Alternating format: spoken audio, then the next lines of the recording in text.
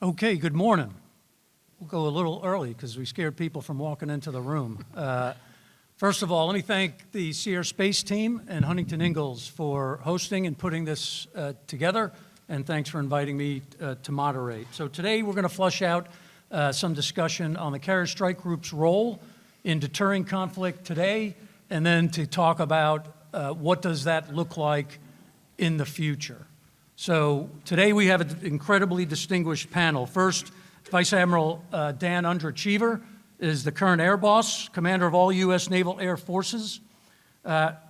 He is responsible for the man, train, and equip functions of naval aviation, and that includes 11 aircraft carriers, 10 carrier air wings, and his previous jobs as the commander of carrier air wing and strike groups make him incredibly qualified and a tremendous pick to lead naval aviation air forces into the future.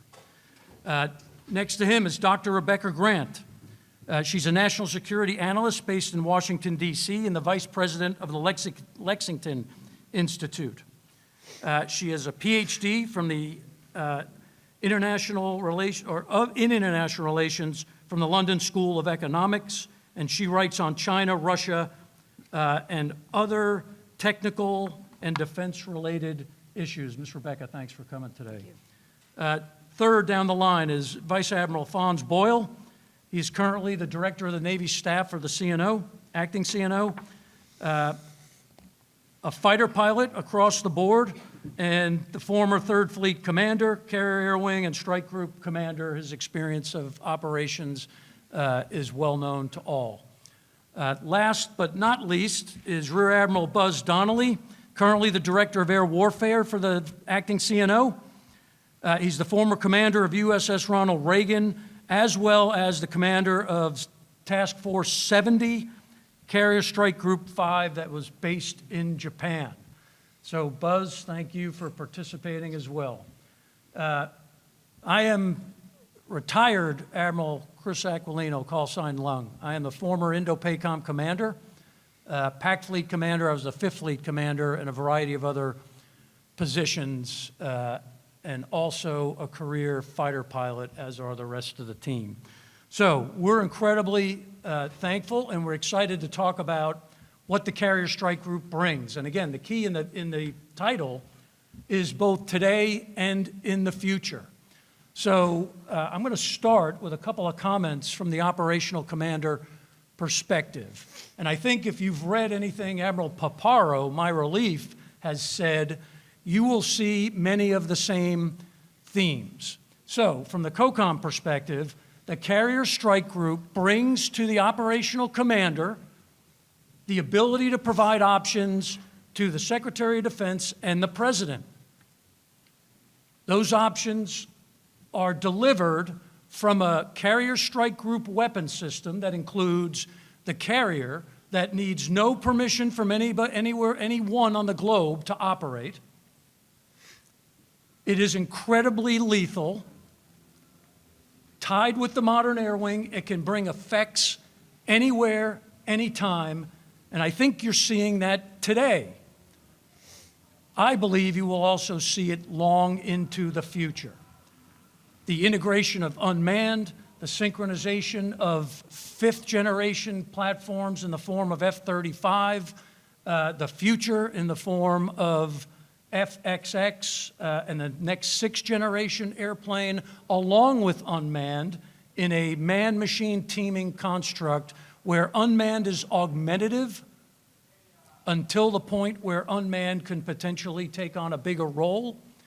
I think that's now and into the future. So that's the seat from the operational perspective. But there are many criticisms out there, right? There's been budget runs on the aircraft carrier and the air wing. There's been many people with many different ideas. So because there's 1 retired and 3 uniformed up here, I'm going to start this in a different place. And what I'd like to do is ask Dr. Grant, what does the environment look like from the national security perspective that you run in? So Dr. Grant, let me turn it over to you. Thank you. Well, I want you to know that I do cable news occasionally, and I never sit down to do a topic without looking usually at CENTCOM's X feed to see what the carrier is up to.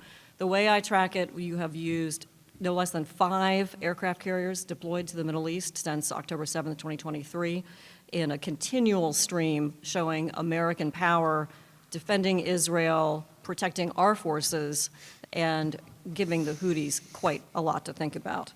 But you hear it all the time in Washington. You hear carriers are too expensive.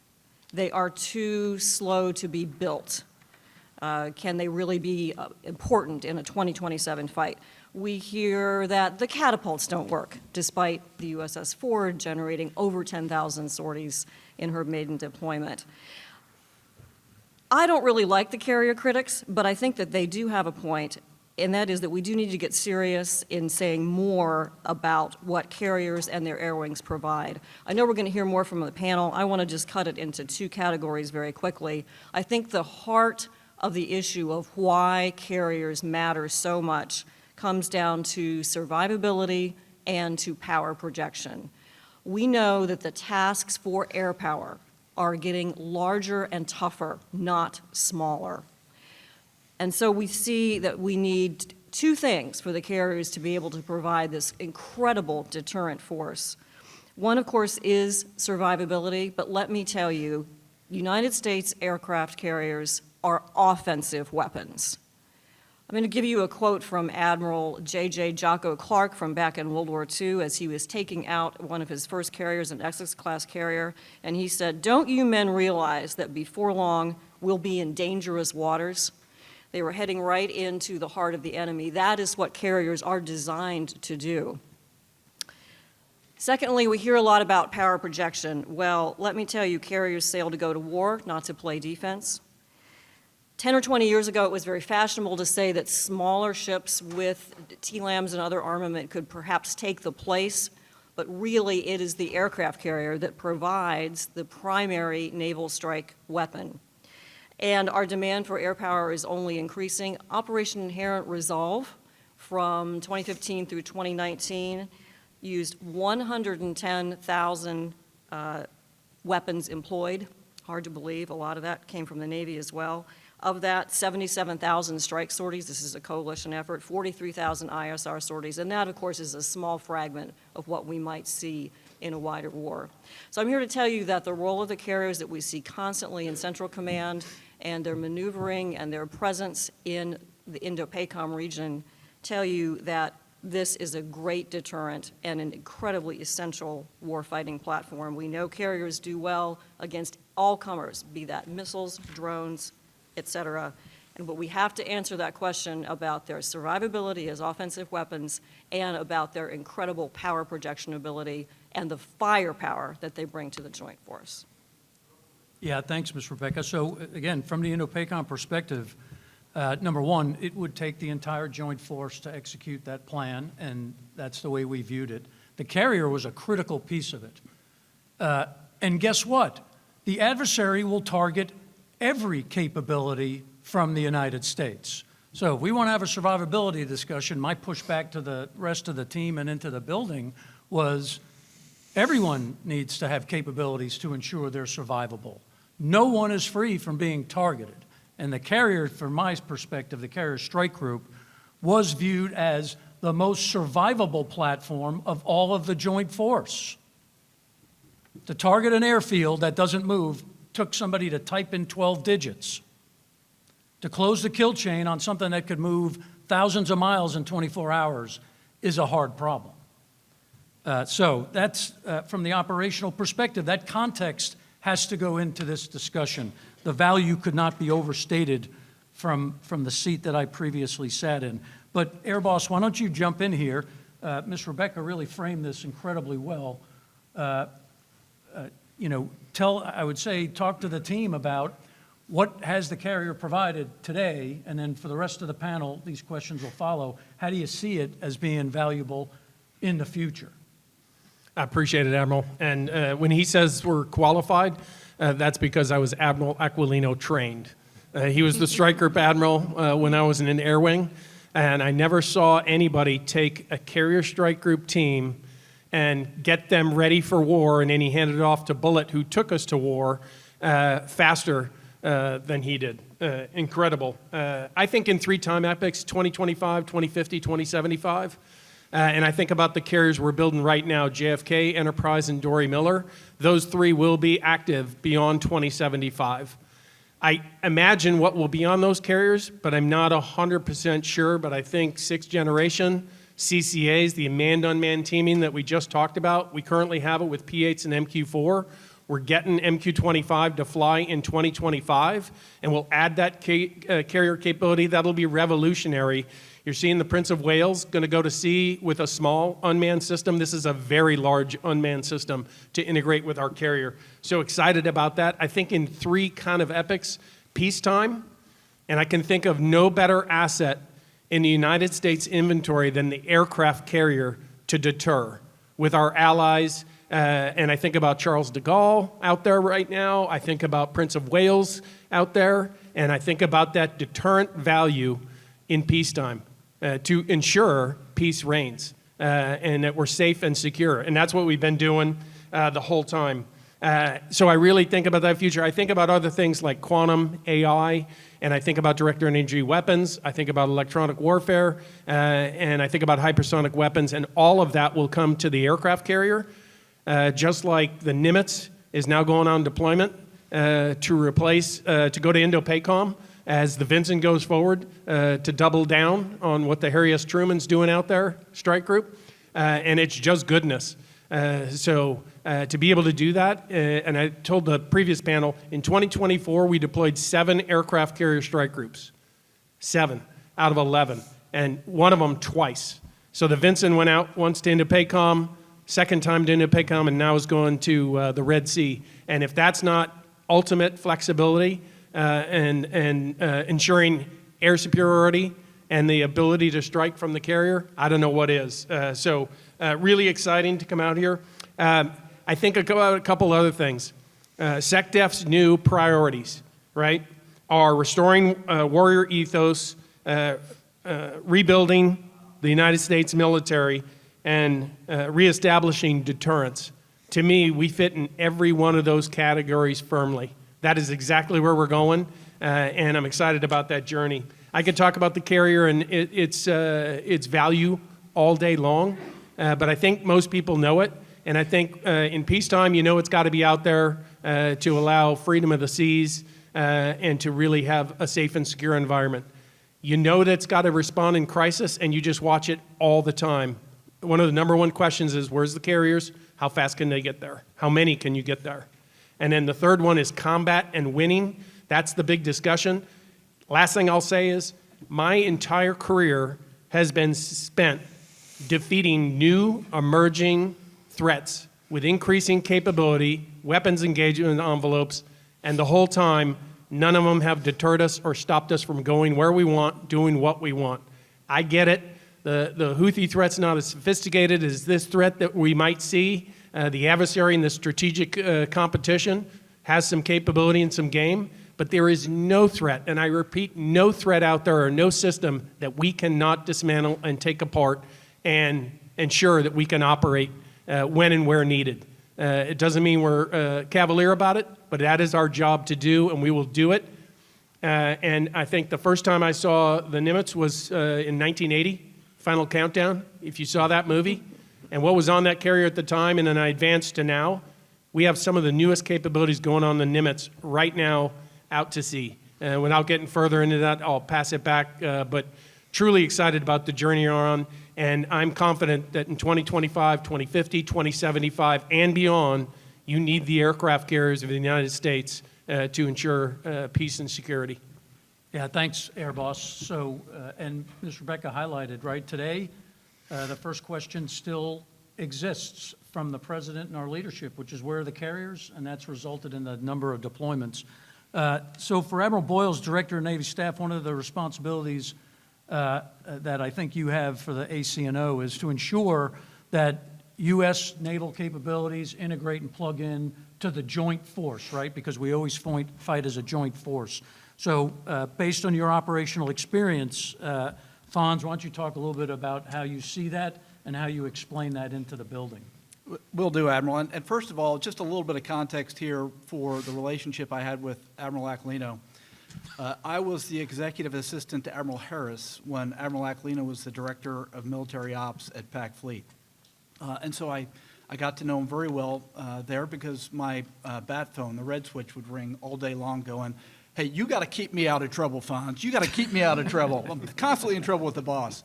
But then I had the pleasure to come back to PAC Fleet and take Admiral Aquilino's job as the director of military ops.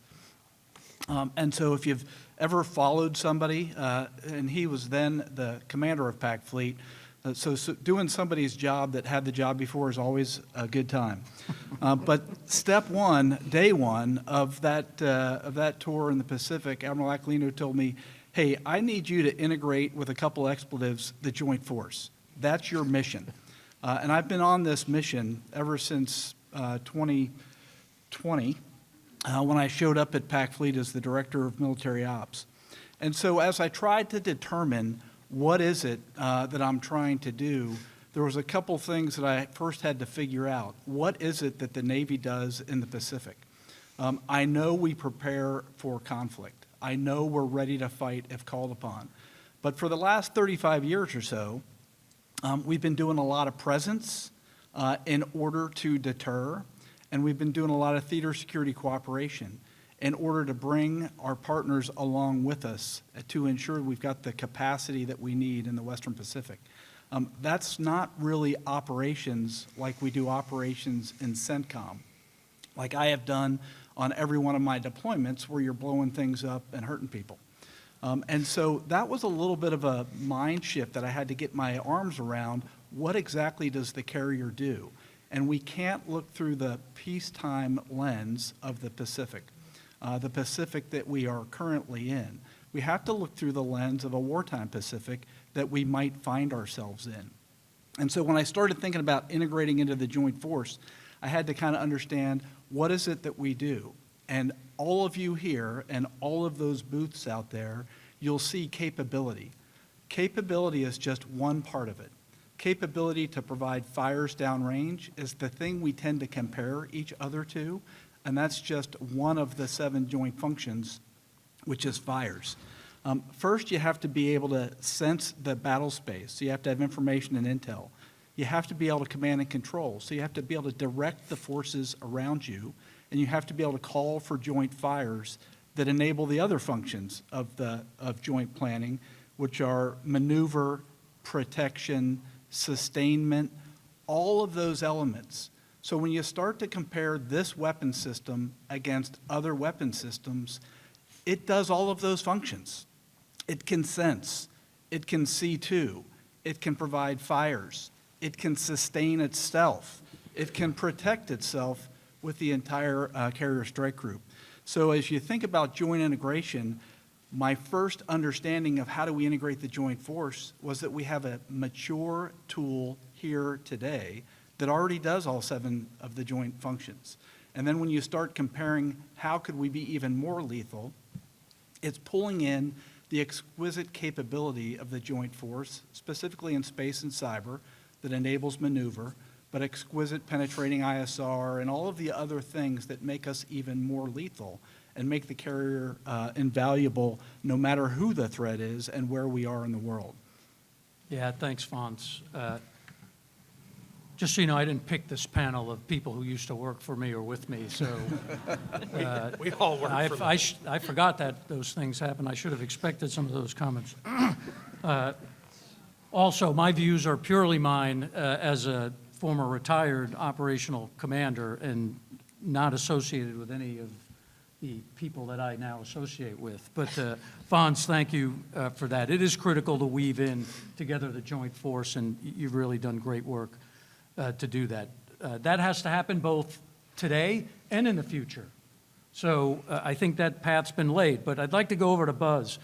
He's responsible to execute the CNO, acting CNO, and Air Boss's vision for what does this weapon system look like in the future. So let me turn it over to Buzz, since he is the guy responsible to plan that, program it, and then deliver it for the leadership. Buzz, over to you to talk about what the future looks like. Yes, sir. If we look out, and we'll just set 2040 as a timeline, it starts with the carriers themselves. And the 11 carrier fleet that we have is what is necessary to maintain our global presence. And despite where we expect the capabilities of space and beyond range, extended range weapons, that capability, the ability to reach over the horizon still does not negate the requirement for forward presence.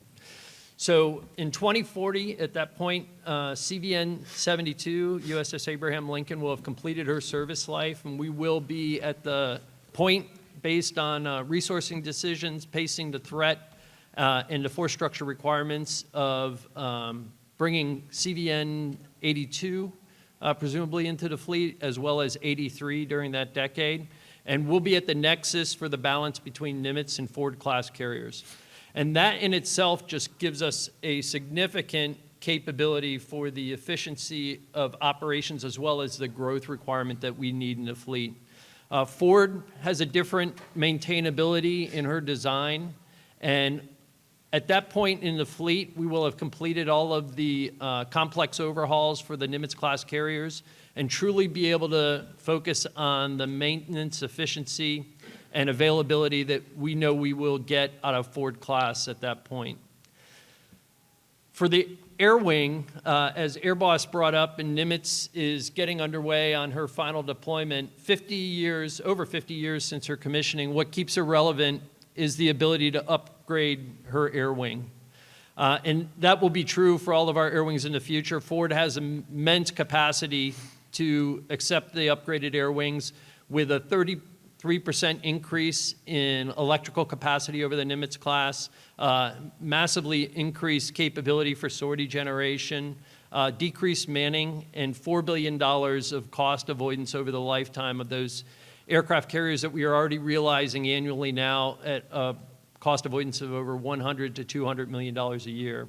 So that will magnify itself and allow us to upgrade the Air Wing, where today we are introducing capabilities that Air Boss outlined, like the introduction of the F-35 as a fifth-generation capability, MQ-25 that will bring in unmanned refueling and allow us to restore strike capacity to the Air Wing by alleviating the tanker mission that FA-18 are now carrying on. But in 2040, we'll expect to be fielding the hybrid capability of the Air Wing that will include manned sixth-generation aircraft as well as unmanned systems like collaborative combat aircraft that will provide offensive mass. We'll have matured MQ-25 into the fleet and likely increase the number of aircraft that we have in the Air Wing for MQ-25 to provide the extended operational reach and range. And we will have moved beyond the weapons that we have today, like LRASM C-1 and the air-launched SM-6 or AIM-174, to even further reach, faster speed, and ability to increase the operational range of our air wings. And all of that we are on a clear path for as we evolve over the next 15 years. Yeah, thanks, Buzz.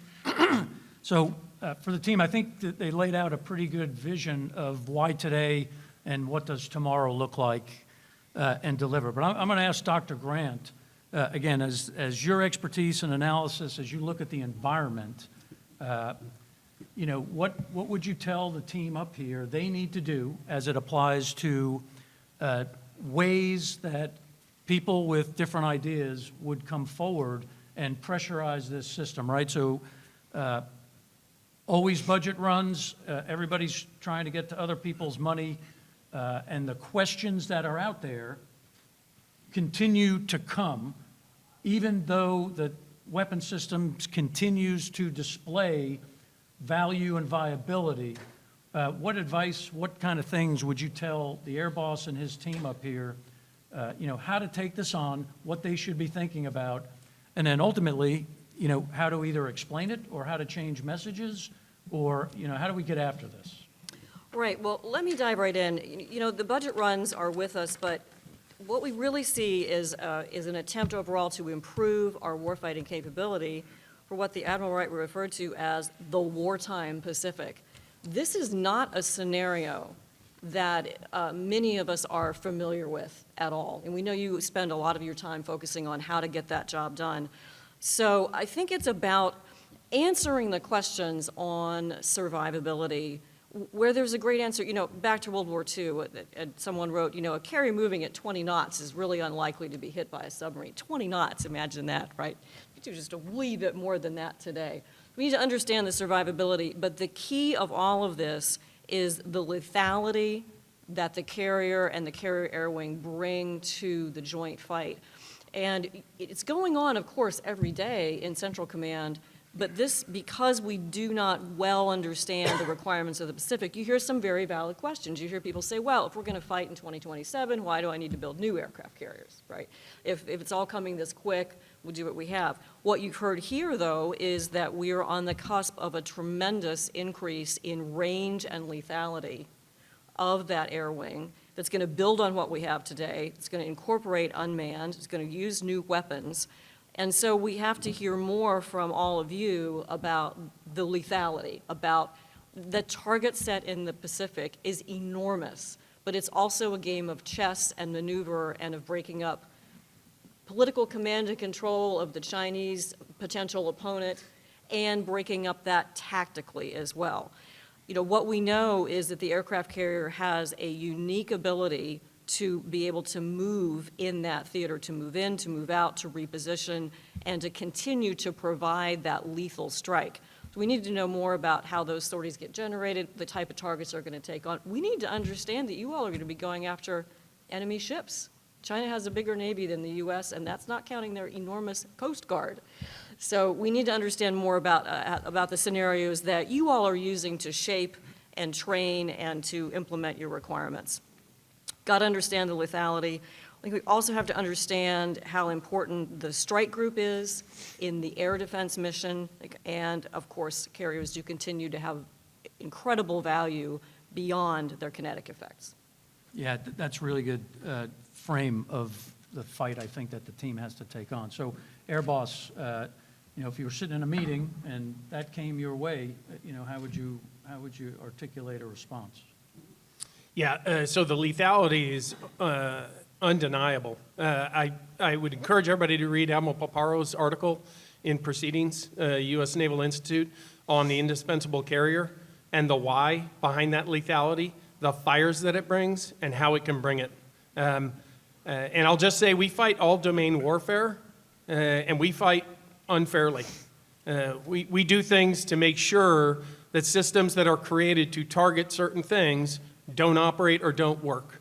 So I think I'll kind of cease there of that discussion, but rest assured, we can operate successfully where and when needed when we want to, with a whole joint force and everybody arrayed with the team. There's a couple other things that I think here. I watch Beijing desire to get 6 carriers in the 30s, right? And they're going to try to get a lot more than that by the 50s. So now you got to think about an equivalent kind of aircraft carrier force that's out there with your adversary in the strategic competition and figure out what is going to match that, meet that threat in the future. And that's CVN 82, 83, and right when we get to about 6 carriers that are Ford class and 5 carriers that are Nimitz class, and that is what I call unfair advantage. And with industry, the acceleration of what we can put, modernization and effects on that carrier, it's completely tied to cyber and space, and it's got the capability and capacity, cooling, power, you name it, to be its own massive data center for AI, quantum, and the rest of what's coming. So when you look at that capability, and you can also unplug it from everything and have it safe out there, away from everything and anything to do what it needs to do. So I think incredible capability and capacity. I will mention that the current 4th and 5th generation mix of F-18s, Growlers, E-2D, and the Joint Strike Fighter is unmatched. When you look at kill ratios and other things that matter in warfare, not just numbers, but what you can actually take down, it definitely matters. A couple other things, the Ford we talked about. And on the industry piece, I'm really encouraged by where we're going with the industry piece. And I think the faster we go, the better off we're going to be. And I think that's the journey we're on right now with this administration of more effective and efficient and faster to get to the solutions. Thanks, sir. Yeah, so Fonz, you heard Dr. Grant's comments. So from your seat, how does that impact you? And, what would you say? Well, first of all, I'm trying to imagine as the director of the Navy staff sitting in a meeting. I can't quite fathom that. But, going back to my time at Third Fleet, another observation I had from the Pacific is if we're going to integrate the joint force, then how do we provide joint requirements? And I think if we're going to provide joint requirements, then the value of systems like the Carrier Strike Group start to, kind of bubble to the top. And so I said, how do we provide joint requirements? And we really don't. The services each provide requirements. So what's the best place to determine what a requirement might be? In my mind, it's joint rehearsal. So I looked around to see where do we do joint rehearsal? And we really don't. What I saw was we do war games, which validate a concept. We do experiments, which validate a capability. And we do exercises which validate a plan. But we don't do rehearsal. Even our field training exercises where we get the teams together validate tactics, but don't validate what the right capability to bring to the fight is. So over the last couple of years, the Navy and the Air Force in the beginning and now have added the Army and the Marine Corps and the Coast Guard and the Space Force are all doing a series of joint rehearsals in the Pacific. And those rehearsals are run and executed by the tacticians who are going to fight them. And so it's not us trying to determine what kind of capability should we provide to the fleet. It's the fleet saying, how do I win? And it's not just the fleet, it's the joint force. So it's the Navy Fighter Weapons School, it's the Air Force Fighter Weapons School, it's the MDTF folks from Lewis McChord, it's the Marines down from Camp Pendleton, it's the Space Force, it's the Cyber Force, all of them together running through rehearsals at the tactical level and figuring out how do I sense and make sense, and then what COAs do I deliver to my boss, and then how do I see to that capability? How do I push ones and zeros out to the force? So that's what's happening in the fleet now, and I find myself with Buzz sitting on the OpNav staff, and these requirements are starting to come in with a lot more fidelity, a lot more joint flavor. And so how do we rapidly integrate emerging capability with the capability we know we're going to need in 2040 and in 2050? And I don't think we had a great system within the Pentagon, and that's something we're trying to change. So as an aviator, I had to have a bar stool analogy. And so my bar stool analogy for capabilities development is you have to have all three legs of the stool.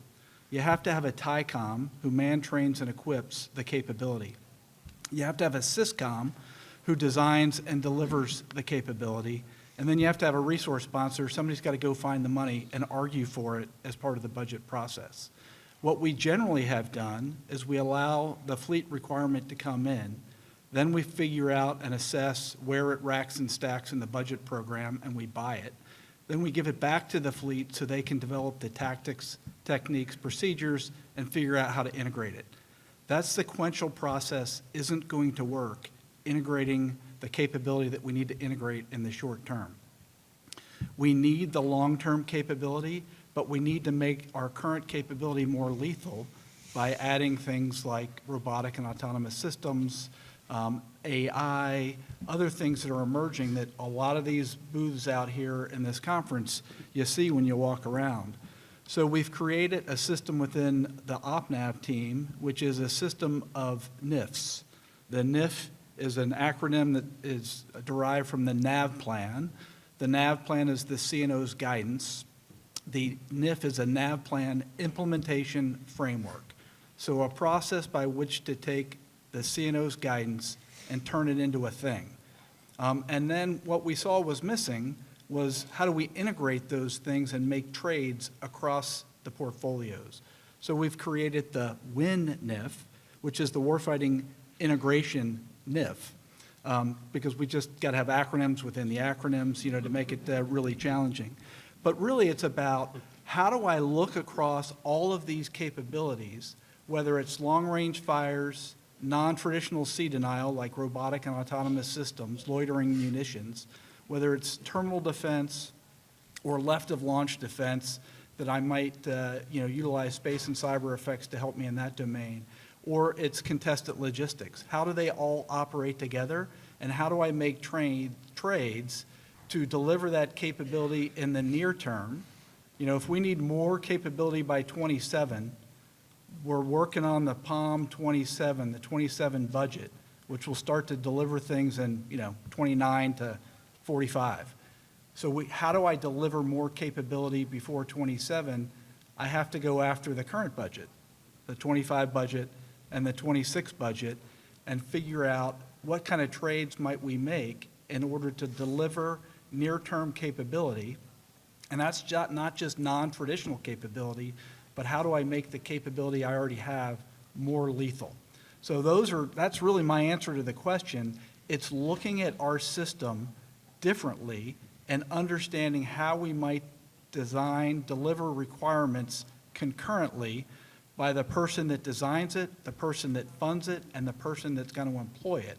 So when they're working together and working at the operational, the tactical level where the tacticians are figuring out how to solve the problem, then they provide that to us, and we've got a way to receive it. We've got a way to receive these new ideas and then kind of work through how do I prioritize these new and emerging capabilities to deliver capability much more rapidly than we historically have. Yeah, that's a great point. So again, Dr. Grant highlighted survivability, lethality as kind of key topics you need to go after. Fonz highlighted one that, in my previous role, I talked about urgency. So how do we get stuff to the warfighter faster? Buzz, I think you got the vision for where the team needs to go. But if you would, discuss a little bit about, how that looks through your lens. As Dr. Grant brought up, the survivability, ability to respond is going to continue to exist because the tactical realities of warfare will continue to be the same with maneuver, affect, deny, and persist. And the carriers, with their ability to move over 700 miles a day, creating 1.5 million square miles of uncertainty, that is an element of survivability that will continue to be extremely important. And what will increase is the range and reach that our future air wings will provide. Today, we have the ability with the combination of the F-18 and the 18G Growler, as well as the F-35 and our weapons, for an operational range that provides us an area of effect of over 8 million square miles. And when we look to the 2040s with the integration of MQ-25 to provide organic refueling, platforms such as FAXX with extended range, the weapons we expect to field at that time, we expect that area of effect to increase to over 11 million square miles. That area of effect is important because that's also the area of uncertainty for the air wing that enhances the survivability of the strike group. But it's also the tactical reality combined with the attributes of those platforms that allow us to penetrate into complex, ubiquitous ISR that the threat will continue to field, and be selective in our targeting so that we can be efficient and persist longer. And Admiral Kaler talks about the fact when he gets questioned, hey, what are the capabilities you need? And he'll tell you need it all, because like Admiral Boyle points out, it's the totality of the joint force to maintain the pace and tempo of effect that we need.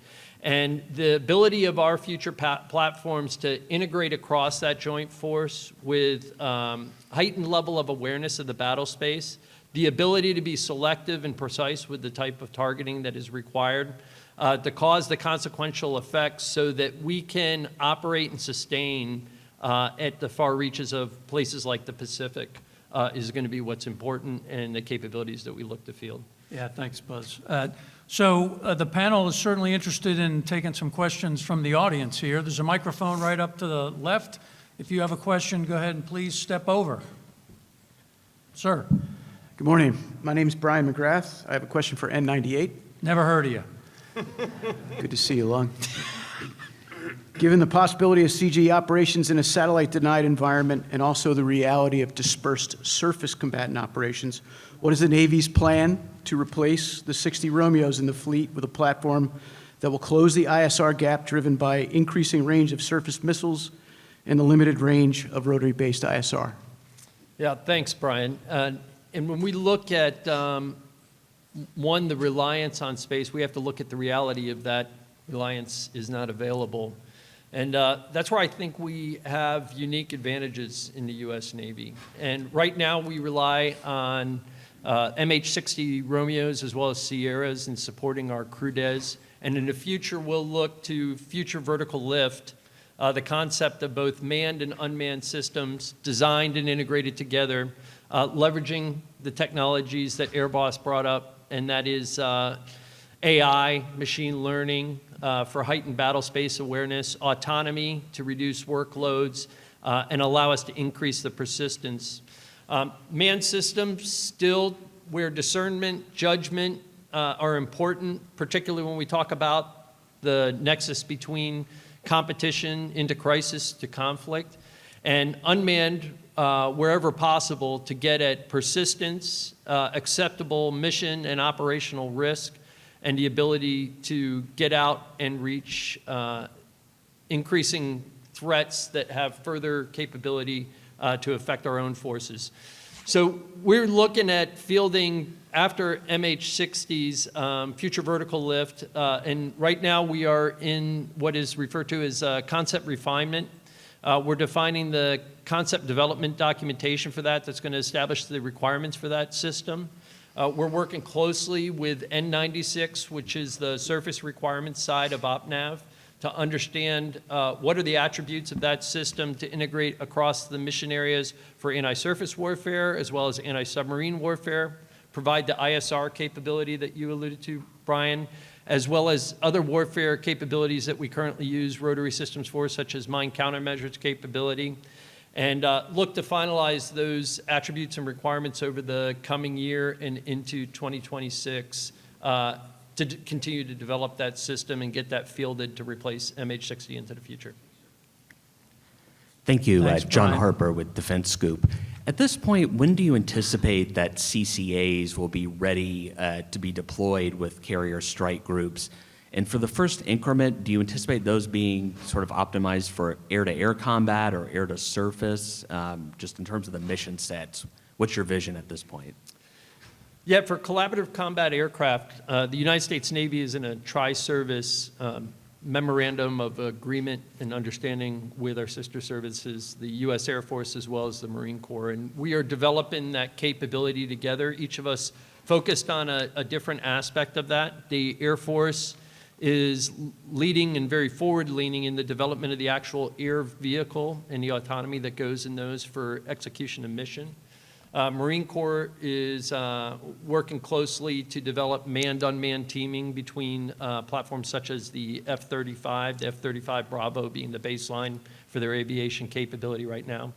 And the United States Navy is working based on our pathway of unmanned into the fleet with the MQ-25 on the baseline architecture that will be required to enable those capabilities, as well as the ground control station that we are currently utilizing for MQ-25, and we expect to become the standard for all of these systems.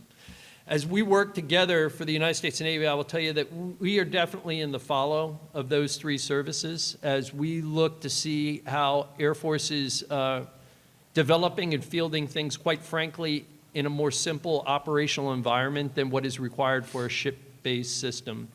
We know that we're going to leverage what we learn in MQ-25 as a pathway of unmanned into the carrier air wing and operating into the fleet over the next coming years. And then between what we see as mission capability, understanding of autonomy and the function of that in the mission capabilities, and what we've learned with MQ-25, I think it's foreseeable that we're going to see initial designs and capabilities fielding into the fleet in the 2030s. Yeah, Buzz, thanks. As you can see, as leadership applies, all the hard questions are going to go to Buzz. Go ahead, next. Thank you. This is an open question. Phil Mogilewski, retired SUPO and currently with JMA Resources. So with the possible current cancellation by Portugal of the F-35 and seemingly escalating issues with our allies, NATO partners, is there concern for future interoperability of the joint international strike force that you mentioned? And then also on the business side of things, if these cancellations result in a reduced economies of scale, which increases the cost of platforms, systems, and parts, is there also concern for future mission readiness? Fonz, why don't you take the joint part of that? So for the joint and combined part of that, I think, one of my observations has been that in the Navy, we have historically pushed planning down to the warfighting element. So in the case of the Carrier Strike Group, somebody up at, as Admiral Paparo would say, somebody up at squad gives you a task, and it comes down in the form of a plan ord. So that plan ord goes from the top all the way to the bottom, and then on the carrier, a plan would be developed and pushed back up for approval. The problem with that is that if you're not properly manned, trained, and equipped, you're going to plan with the capabilities that you have. And so you have to design the ability to centrally plan and decentrally execute. Whether you're doing the planning on the carrier and you're using, project overmatch capability to reach back to get an understanding, or if you're doing it from echelons above. That same premise will work for combined operations. So when you talk about interoperability, I think a lot of people think we have to have all the disclosure agreements in place, we have to be able to, each airplane has to talk to the other airplane seamlessly. That helps. That's like the basic building block. But the most critical part is a team of central planners that understands the capability of all of the platforms that are engaged, and more importantly, understands the national intent of the folks that are playing, so that you can look in the planning process earlier at where do our nation's interests overlap, and then you can drive into that space to do the planning. We tend to focus on the tactical interoperability, and we need to focus on that planning part. That's just from the joint planning. I think there's a way through it. I'm not going to jump into your question about where we sit with NATO and other things, but I think there's a way for us to implement our national imperative, whatever the administration gives us to do. It's always going to be beneficial to be able to work with our partners, to be able to increase our capacity. And I think we've got ways to do that. The way we've done that with the joint force will bleed over into the combined force, and we've already seen that in the last 2 iterations of RIMPAC, and we've seen it in other exercises as well. And I'll bite on your confidence. I have high confidence that we're going to be interoperable with our allies. Okay. And we are going to figure that out no matter what happens going forward. Yes, sir. And we're going to be tight. Our allies are key to peace and security around the world, and we're going to figure it out with every ally. So I give high confidence. Indeed, sir. Thank you. Yes. Hi, Brian Everstein with Aviation Week. As you look at the CSG in the 2040 timeframe and the requirements as you bring on 6th gen, the matured F-35C, can you talk a little bit about the high-low mix of munitions you need, how you can get after the magazine depth that will be required, and maybe tie in any sort of Red Sea lessons learned? Thank you. Go ahead, Buzz. Yeah, the high-low mix is just, quite frankly, a fiscal reality of finite resourcing. And I think when we look at the Red Sea, there's great success with the agility, the validation of tactics and capability to persist and sustain an environment like that. But there definitely is a cost imposition that we have to acknowledge. So we're very consciously looking at the development of weapons that provide what we need to rely on low quantities so that we can persist with a finite magazine depth and not have to rely on high replenishment rates, and that we can get the effect that we need when we bother to go to mission execution and accept that mission risk. We know we're going to get outcome we want. But those are costly sometimes, have an exquisite developmental path. So we also realize we need to balance with a low-cost capability, like you say, both because we're not always going to be in that high-end conflict. We need the ability, as the United States Navy, operating around the world continuously and 99% of the time in less than high-end conflict, to be able to respond with appropriate munition. But also, like you said, to have an affordable magazine. Because we've been constrained over the last years with the ability to fill those magazines with the munitions we want. So by tackling both the high-end and a low-end mix, one, we'll be able to get the capacity that we require, and getting that balance correct between the exquisite munitions, high level of survivability, high level of effect, and the mass of weapons that we need is constant calculus that we're doing in our wargaming and analysis. If I could, I'll just provide one quick fill-in. You know, our previous CNO, I think very astutely, in her navigation plan, gave us a time frame. That had not been done before. And so when CNO Franchetti said, by 27, we will have better capability than we currently have, we started to go and do the assessment, well, what capability and what quantity will we have along a time scale between now and 27 and 27 to infinity? What does that look like? Because we generally have been focused on closing the kill chain, ensuring we have a capability that works, those types of things. But when we start to look at capacity and quantity, then we have to think about it differently. So back to my bar stool, we know, you know, the capabilities, long-range munitions, long-range fires that go with the air wing, that go with the carrier, that are coming in the future, but at what capacity and when does that capacity arrive? And so how do we create a mix of non-traditional sea denial, cheaper, quicker, maybe things that don't last forever, but we can deliver them more quickly?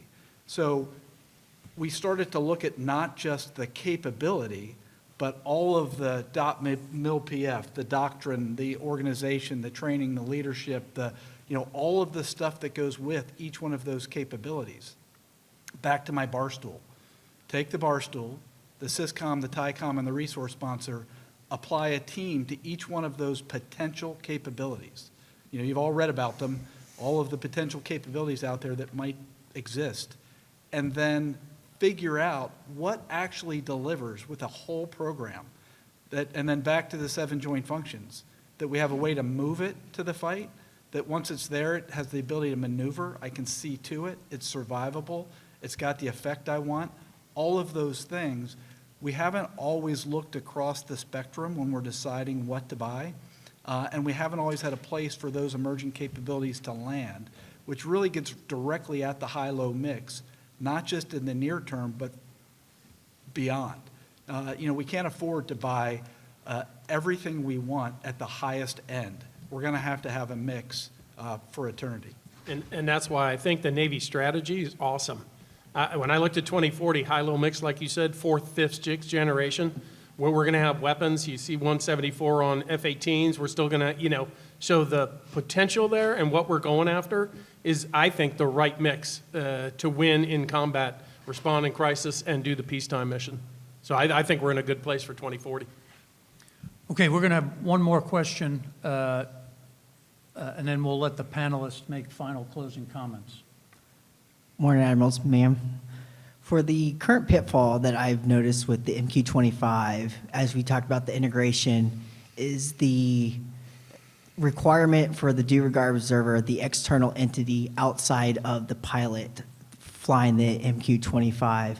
Where are we looking at to integrate that internal sense and avoid to be able to send the MQ-25 up basically alone and unafraid for the SSC after hours, or even for that long-range mission to execute the strike without having that E2 be able to provide the eyes? Yeah, I'll start with, first of all, the MQ-25, while the pathway for unmanned into the carrier wing is definitely not the first unmanned platform that Navy's operated. So, currently we have fielded around the globe today MQ-4, we've operated MQ-9s, as does the Marine Corps today, and other unmanned systems, including the MQ-8 off of our crew des in the past. So a lot of that sense and avoid operating in common airspace, we've come through a lot of that policy coordination and continue to do that here with the FAA as well as ICAO in international airspace around the country. And there's technologies that we develop from collision avoidance systems, TCAS, that we use in our commercial as well as our manned fighter and military aircraft today. That gets integrated as well as future systems that will provide expanded battle space awareness that allow those systems to operate, whether it's in highly congested airspace around land and around commercial traffic or in complex combat airspaces. And also, MQ-25 is initially being fielded with very baseline requirements, focused just on being a refueler. So it certainly has the capacity, capability, and possibility of expanding those mission roles into things that you brought up, whether it's reconnaissance or even combat capability in the future. But right now, we're predominantly focused on just getting it as the organic refueling capability into the fleet. Yeah, thanks to the audience for the questions, all with the exception of McGrath.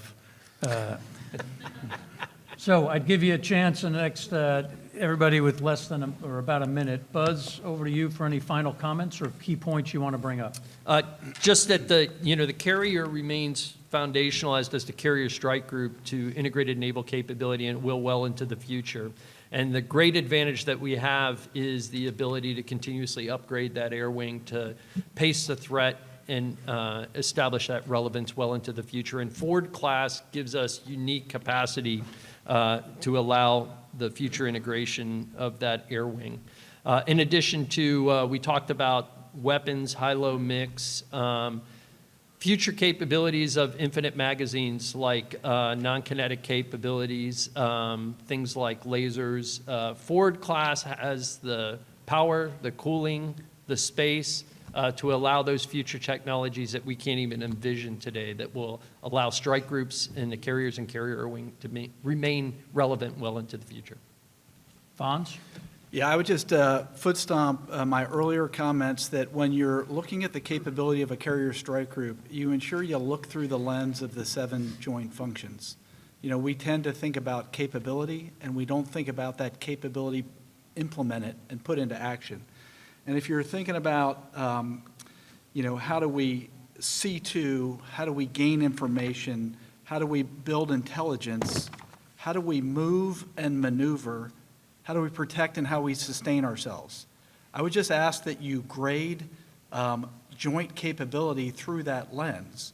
And when you do that, you're going to see that the capacity and the mass that the carrier already brings today will still be required in the future.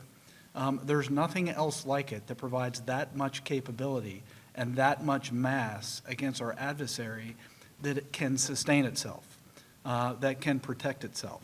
So think through that lens as you're thinking about the capability of a carrier strike group. Dr. Grant? The Russia-China alliance has dramatically increased the demand signal for carriers. Think of 2025 as the new baseline. This malign alliance, with the addition of Iran and North Korea, is currently demanding at least 1 to 2 carriers in the Middle East, at least 1 to 2 carriers in the Pacific. And this is the new minimum going forward. We need these carriers well-equipped. We need them built as fast as possible. And I think the Chinese should be worried about their aircraft carriers. Air Boss? Thanks to everybody for attending this today, and Admiral Aquilino for moderating this. I think about the value of the carrier through the demand signal. You know, we've been fighting the Houthis here in the Red Sea to make sure security and peace reign since about 18 months now. The Ike Strike Group went out there and got extended. The Theodore Roosevelt Strike Group went out there and got extended. The Abe Strike Group went out there and got extended. The Harry S. Truman Carrier Strike Group's out there and is getting extended, and the Vincent's getting extended and heading over there right now. And oh, by the way, while the Carl Vinson heads from Indo-Pacific, where they were doing that deterrence mission over, the Nimitz is already deployed and heading to that theater. And so no break in the action. And then the Ford is preparing to go right behind them on her second deployment. I'm pretty excited about that capability going forward. A couple other things.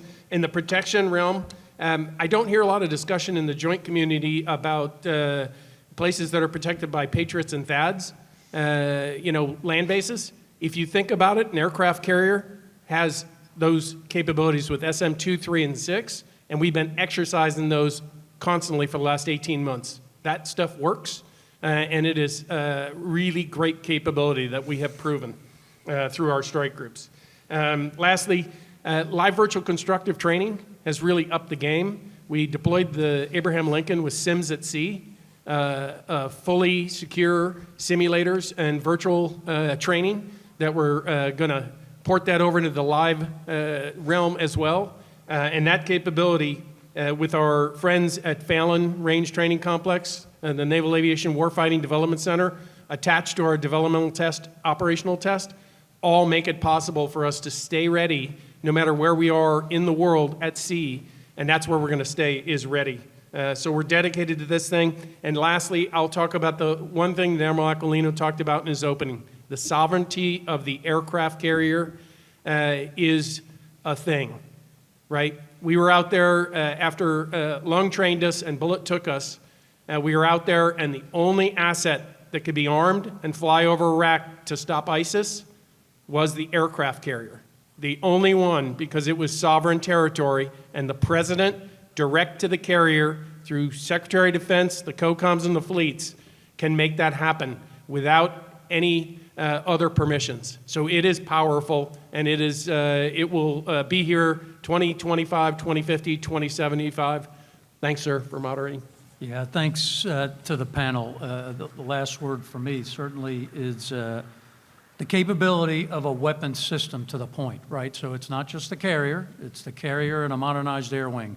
The one I cruised with for my first time in 1988 doesn't look one thing like the one that's cruising today, nor will it look like anything similar to what the Air Boss and Buzz are developing for the future. Those capabilities are going to be needed. You see that demand signal. Again, I'm the old retired guy, but you see it from the current Indo-PACOM commander. You see it from the CENTCOM commander. You see it from the EUCOM commander. And I think as we project ourselves into the future, the viability of this weapon system will remain to be valuable. It is not saying that the team is not looking at what future capabilities exist. And at some point, right, there's opinions that at some point unmanned will replace. Well, that's not today. Autonomy that is needed to execute a fight at the strategic competitor level is not, what we see executed in Ukraine today. So when those capabilities show up and the technology can deliver, 2,000 unmanned assets that can be commanded, controlled, and synchronized into effects against the environment that Dr. Grant described, when those show up, you can talk about what the future might look like. They don't exist today. So let me close it there. I want to thank, again, the distinguished panel. I'd like to thank the audience for some very thoughtful questions, and we hope you enjoy the rest of Sea Air Space. Thanks to Admiral Miller and HII.